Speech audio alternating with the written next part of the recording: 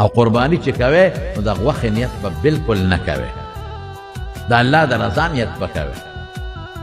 یو ملګري راته ټلیفون وکړ، یاره جي یو نیت مې کړی دی، ښه نیت دوا راته وکړه چې خدای پاک یې پوره کړي. مې څه وایي د قربانۍ په دې ورځو کې بعضې خلک یي د هغوی غریبانانو غوښه ني، نو د هغوی ماشومان په کوڅو کې ګرځي، د خلکو نه غوښې راغونډوي.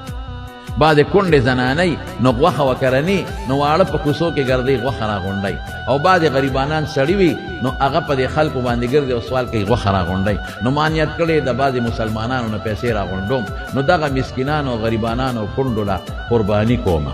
دوا راته وکړه چې خدای پاک پکې برکت واچي. مې پام کوه دا کار ونه کړي، ته چې د خلکو نه پیسې غواړې سوال کې سوال حرام.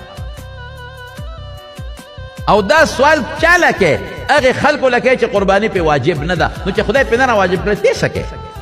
که خپلې پیسې د سړي او قرباني ولکې وکړه نو د خلکو نه سوالونه مه کوه. نمبر 1.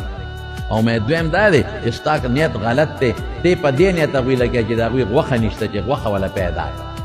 اوس دې دا دی وایي د هغوی غوښه نشته او خلکو غوښې کړي دي، نو د هغوی د غوښو دپاره وله قرباني کې، نو مې د غوښو دپاره قرباني په شریعت کې ګناه ده.